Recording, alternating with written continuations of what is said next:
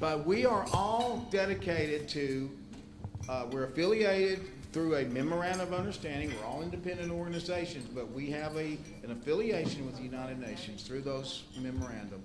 And we are all committed as a part of that to further the United Nations 17 Sustainable Development Goals.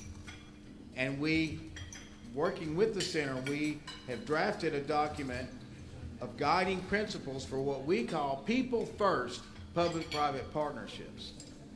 And that is including and putting forward transparency, inclusion, equity, and resilience is one of the guiding principles. Today's luncheon is going to be multifaceted, and that was by design. This is our grand finale with one exception that I'll tell you in a moment. Beginning on Monday, we have been to New Orleans. We've had consultative sessions in New Orleans, in Houma Thibodaux, in Lake Charles, in Baton Rouge. We've been all over South Louisiana. And I said, consultative sessions, well, what do you mean? Well, what we decided, all of the specialist centers coming together in Geneva last May, we decided to develop a strategy to move forward.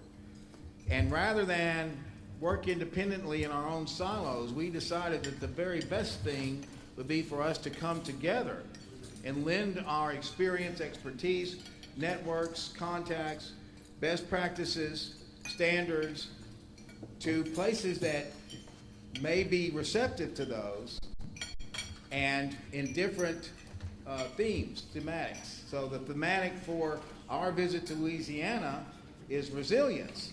Duh, right? We certainly know about disasters and know something about being resilient. Just to divulge for a minute, you're noticing that I'm in a chair. That's because I contracted a deadly bacteria while working on disaster recovery in Puerto Rico. This is not indicative just of Puerto Rico. This bacteria exists around the world that necessitated the amputation of my left leg. I'm fine. I'm going to be walking in a couple of months. Don't worry about that. But you know, if I were sitting there looking at a guy in a wheelchair talking about resilience, I'd kind of wonder. So just wanted to clear that up. But what we decided is that because I had been elected chairman, and we're going to appoint a new chairman we'll begin in June, that we should have a meeting in New Orleans. Well, since we're going to be in New Orleans, and Louisiana has really embraced over the past couple of years public-private partnerships, this should be the place where we have a pilot project. So this is the pilot project. It's never been done anywhere in the world. We're doing it for the first time in Louisiana. And until today, I said, if we succeed, we have succeeded.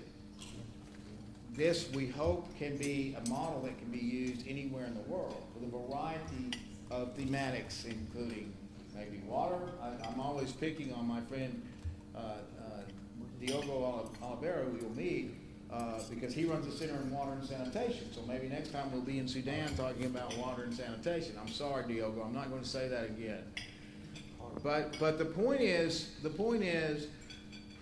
for Louisiana, we are being put in a leadership position. The first time this has ever been done anywhere.